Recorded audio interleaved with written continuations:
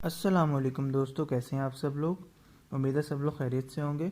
तो आज हम चलते हैं अपने अगले टॉपिक की तरफ, जिसे हम फॉर लूप कहते हैं। तो पिछले हमने ट्यूटोरियल के अंदर वाइल लूप के बारे में पढ़ा था। तो फॉर लूप भी बिल्कुल उसी तरह काम करती है, लेकिन इसका थोड़ा सिंटेक्स और है। ठीक है, तो चले हम चलते हैं जुपिटर नोटबुक की तरफ। तो जी, हम अपनी जुपिटर नोटबुक में आ गए हैं। तो फॉर लूप, मैंने लूप का मकसद आप लोगों को बता दिया था कि अगर आपने कोई भी काम रिपीटेडली करवाना हो, कि कोई भी ऐसा पीस ऑफ कोड है जो आप चाहते हो कि बार बार हम उसको करें, तो हम लूप का यूज़ करते हैं। हर प्रोग्रामिंग लैंग्वेज में फॉर लूप और वाइल लूप ज़रूर होती है।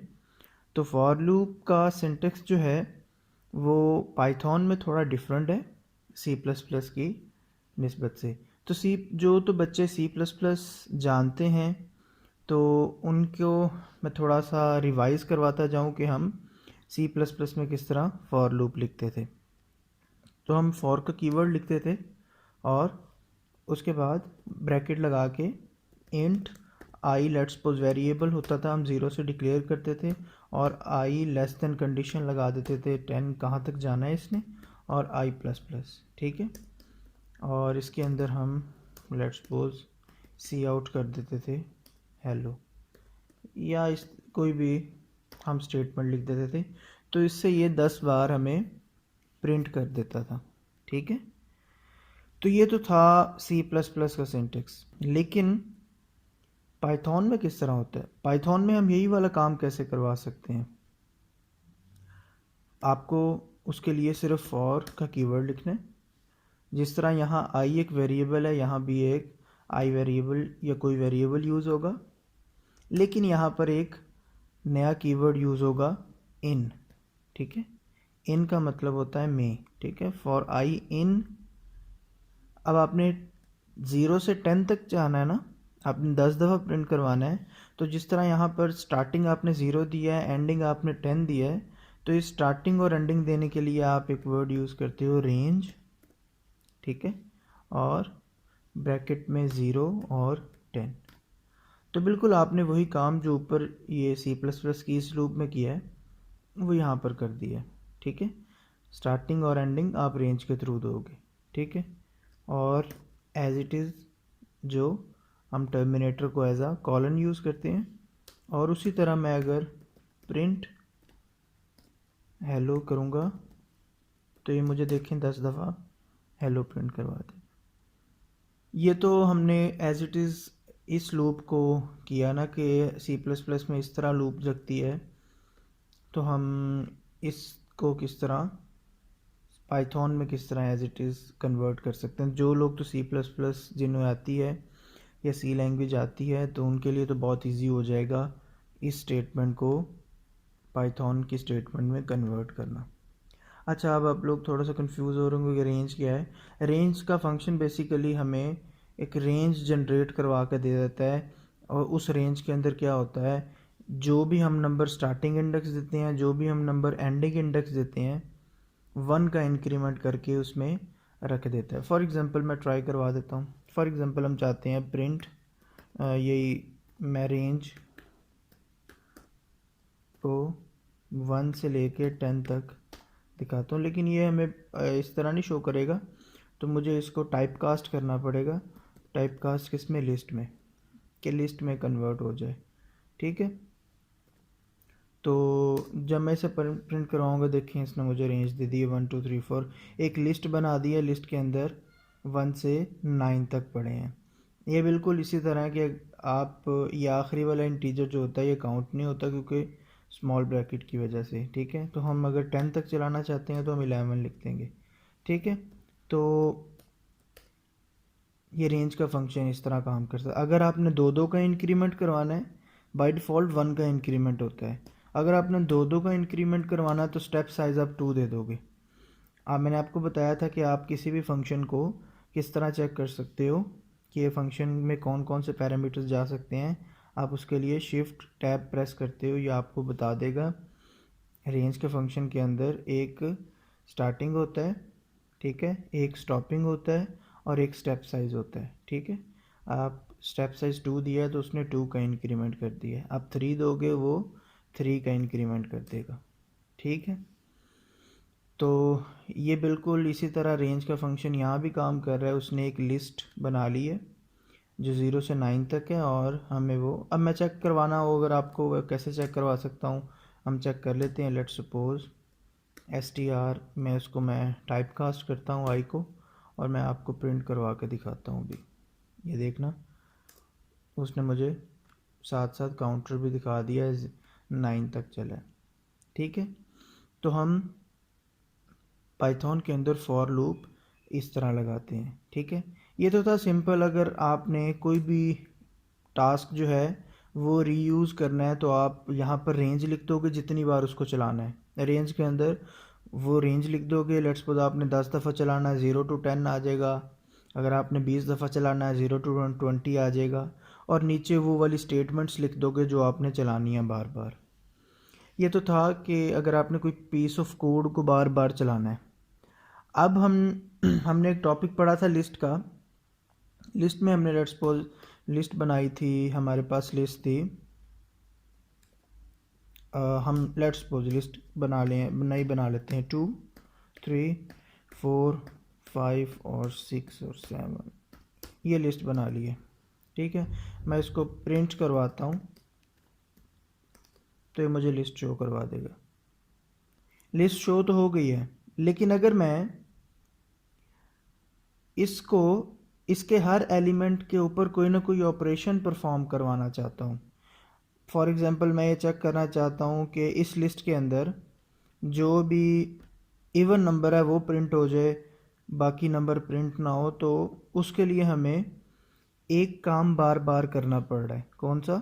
कि हर नंबर के लिए हमें चेक करना पड़ रहा है कि नंबर इवन है या ऑड है।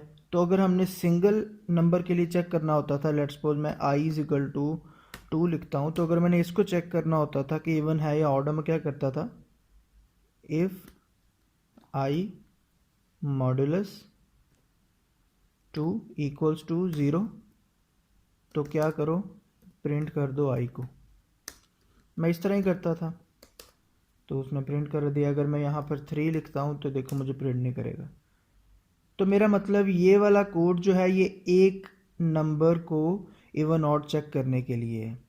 तो अगर मैंने इस पूरी लिस्ट के सारे नंबर्स को चेक करना है तो मैं क्या करूँगा, सिंपली मुझे ये वाला काम बार बार करवाना पड़ रहा है, तो मतलब लूप की ज़रूरत पड़ रही है। तो लूप मैं लिस्ट के ऊपर कैसे लगा सकता हूँ? C++ में आप एरे के ऊपर लूप कैसे लगाते थे? आप इस तरह लगाते थे, for i is equal to 0, i less than 10 और i प्लस प्लस, और आप कर देते थे, लेट्स सपोज एरे का नाम है आपका, मैं एरे यहाँ बना लेता हूँ, ARR है आपकी एरे का ये नाम है। वो आप इंटीजर एरे 10 की बनाते थे और वो सारी चीज़ें थी। ठीक है, तो आप उसको कैसे कंट्रोल करते थे? ARR और i, आप इस तरह उसके इंडेक्स लेके चलते थे। ठीक है, आपको याद होगा। तो आपने अगर यही इवन ऑड वाला काम C++ में करना होता तो आप कैसे करोगे? If array of i modulus 2 equals to 0, तो आप क्या करते थे? सी आउट वही एरे ऑफ i को प्रिंट करवा देते थे। तो आप उसके अंदर ये करते थे। यही काम अगर मैंने पाइथन के अंदर करना हो, यही वाला काम, तो मैं कैसे करूँगा? उसके लिए मैं एरे, लेट्स सपोज मैंने पहले बना लिया एल नाम की, तो मैं लूप एरे के ऊपर या लिस्ट के ऊपर लूप कैसे लगाऊंगा? तो उस तरह लगाऊंगा, फॉर i, जिस तरह यहाँ पर i है, इन। अब यहाँ पर एक काम उन्होंने बड़ा आसान दे दिया। यहाँ तो हमें C++ में एरे के लिए स्पेशल आइटरेटर चलाना पड़ता था, लेकिन यहाँ हमें उन्होंने पाइथन में आइटरेटर की ज़रूरत ही नहीं दी। उन्होंने कहा है कि ऑटोमेटिकली चलेगा। आप सिर्फ इन डाल के आगे लिस्ट का नाम लिख दो, फॉर i इन एल वो अब ये आई क्या करेगा, पहली बार लिस्ट के पहले एलिमेंट को पॉइंट करेगा, फिर अगली बार दूसरे को इंक्रीमेंट 1 का करके, फिर अगली बार तीसरे को, फिर अगली बार चौथे को। तो आपको ये वाला काम करने की ज़रूरत नहीं है एरे ऑफ आई वाला। मैं आपको चेक करवा देता हूँ। अगर हम प्रिंट देखो आई करेंगे ना, अब आपको लगेगा ये 1 2 8 पड़े हैं। चलो मैं यहाँ पर ना चेंज करके दिखाता हूँ। यहाँ पर लेट्स सपोज 21 पड़ा है, तो आप ये ना समझें कि आइटरेटर ही वैल्यू शो करवा रहा है। 21 है, तो अब देखना मैं क्या इसको चलाता हूँ तो देखें मुझे इसने ये पूरी लिस्ट की वैल्यूज़ अलग-अलग शो करवा दी है। पहली बार आई 1 है, अगली बार 2 है, अगली बार 3 है, अगली बार 21 है, जिस तरह यहाँ पर है। तो इन शॉर्ट आई क्या है, आई हर इंडेक्स पे जाता है। इंडेक्स क्या होता है, ये वाला, ये 0 इंडेक्स है, ये 1 इंडेक्स है, ये 2 इंडेक्स है।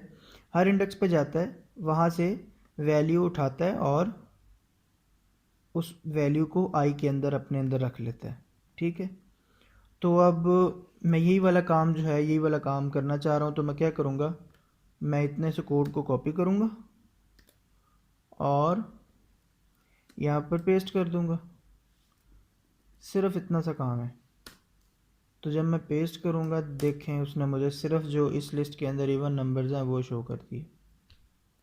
देखिए हमने कितनी आसानी से एक लिस्ट को ट्रैवर्स भी कर लिया। अच्छा, लिस्ट को ट्रैवर्स करना क्या होता है, ट्रैवर्स लफ्ज़ हमेशा हम तब यूज़ करेंगे। ट्रैवर्स का मतलब ये होता है कि हर एलिमेंट को एक दफ़ा विज़िट करना।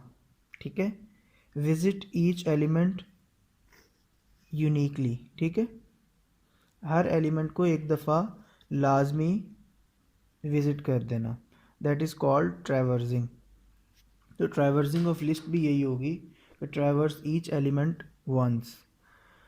तो हमारे पास लिस्ट ट्रैवर्सिंग के बहुत सारे तरीके आ सकते हैं। फॉर एग्ज़ाम्पल लिखा हुआ है जी, आपके पास लिस्ट के अंदर बहुत सारे स्टूडेंट्स हैं, बहुत सारे स्टूडेंट्स हैं। एक के लिस्ट है, उसके अंदर बहुत सारे स्टूडेंट्स हैं, ए है, बी है, सी है। ठीक है, बहुत सारे इस तरह स्टूडेंट्स हैं। तो आपको अगर कहा जाता है कि जितने भी स्टूडेंट्स हैं जिनका नाम बी है, ठीक है, लेट्स सपोज एक और बी यहाँ मैं इंसर्ट कर देता हूँ, जिनका नाम बी है, जितने भी वो स्टूडेंट्स हैं उनको एक मैसेज जनरेट करवाओ, वेलकम टू गेम या वेलकम टू क्लास। बाकियों को नहीं करवाना। तो आप उसके लिए आपको हर एलिमेंट को चेक करना पड़ेगा कि कौन सा एलिमेंट बी है, कौन सा नहीं है। तो जहाँ पर भी आपको लिस्ट के हर एलिमेंट को चेक करने की ज़रूरत पड़े कोई भी ऑपरेशन परफॉर्म करने के लिए, वहाँ पर आप लूप का इस्तेमाल ज़रूर करेंगे, और वो भी फॉर लूप का। और इस्तेमाल का तरीका वही है, फॉर एक वेरिएबल कोई भी रख लें, के रख लें, आई रख लें, जो मर्ज़ी रख लें, जे रख लें, कोई भी रख लें। फॉर आई इन के अंदर अब ये आई क्या कर रहा है, पहली बार ए, आई के अंदर ए आ जाएगा, अगली बार बी आ जाएगा, अगली बार सी, और अगली बार फिर बी। तो मैं हर बार आई की वैल्यू चेक कर लूँगा। If I equals to B, अगर आई बी हो तो क्या हो, प्रिंट क्या, वेलकम हमने शो करवाना था, ऐसे ही है। ये लें, उसने बता दिया ये जो है ना आपका बी, ये 2 दफ़ा है। तो देखिए हम कितनी आसानी से ये सारे काम कर सकते हैं। अच्छा, अब ये रेंज का फंक्शन है ना, ये ज़रूरी नहीं है कि आप ज़ीरो से स्टार्ट करें। आप इसको फॉर आई इन रेंज, आप इसको -3 से स्टार्ट कर दें, जिस मर्ज़ी वैल्यू से स्टार्ट कर दें, नो इशू। आप इसको -3 से स्टार्ट करके 5 तक ले जाएं, कोई मसला नहीं है। अब प्रिंट जब करवाएंगे ना, देखें ज़रा ये क्या करेगा, ये आपको -3 से लेकर 4 तक वैल्यू डिस्प्ले करवा देगा। मतलब ज़रूरी नहीं है कि 0 से 5 तक चले, इसको आप 10 से लेके 15 तक भी लेके जा सकते हैं।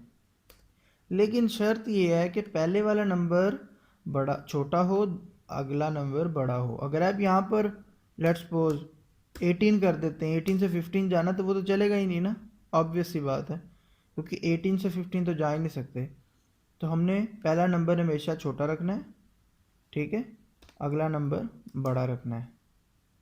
तो इस तरह आप लूप के थ्रू बहुत सारे काम कर सकते हैं। तो अभी तक हमने लूप के थ्रू ट्रैवर्सिंग भी देख लिया कि एरे को ट्रैवर्स कैसे करते हैं, लिस्ट को ट्रैवर्स कैसे करते हैं, और उसके बाद हमने ये भी देख लिया कि अगर कोई भी आपने काम रिपीटेडली करना है तो उसके लिए आप क्या करते हैं, रेंज का फंक्शन लगाते हैं, ठीक है। तो इसके अलावा आप बहुत सारे काम कर सकते हैं इसी कीवर्ड के थ्रू, इन के कीवर्ड के थ्रू। बस ये याद रखना है कि जब लिस्ट होगी तो आप डायरेक्टली लिस्ट का नाम लिख देंगे।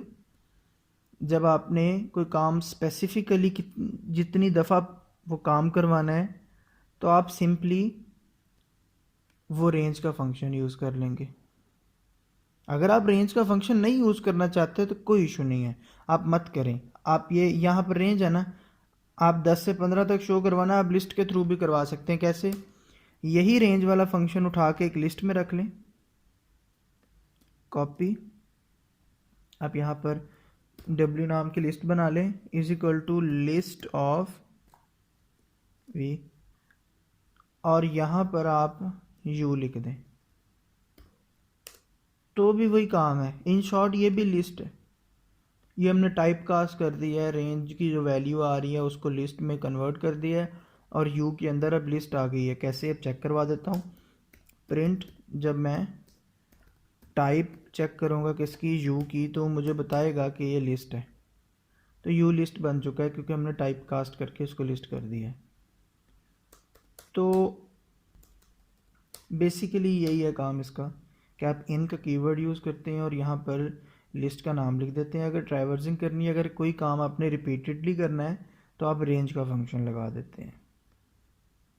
तो ये लूप है। इंशाल्लाह हम जिस तरह आगे बढ़ते जाएंगे हमारे पास डिफरेंट कंसेप्ट्स आते जाएंगे, तो हम इस लूप को और तरीक़ों से इस्तेमाल करना सीखते जाएंगे, ठीक है। तो आज के लिए इतना ही है। तो अगर ये आपको वीडियो पसंद आई हो तो चैनल को सब्सक्राइब कर दें और लाइक कर दें और अपने दोस्तों तक भी शेयर कर दें ताकि उन लोगों को भी कोई फ़ायदा हो। ये मैं वीडियो ट्यूटोरियल जो है ये मैं बिल्कुल बेसिक से बना रहा हूँ कि हर बंदे को समझ आ जाए, जिसको प्रोग्रामिंग पहले जिसने ज़्यादा नहीं की उसको भी समझ आ जाए। तो अपना ख्याल रखिएगा। तब तक के लिए अल्लाह हाफ़िज़।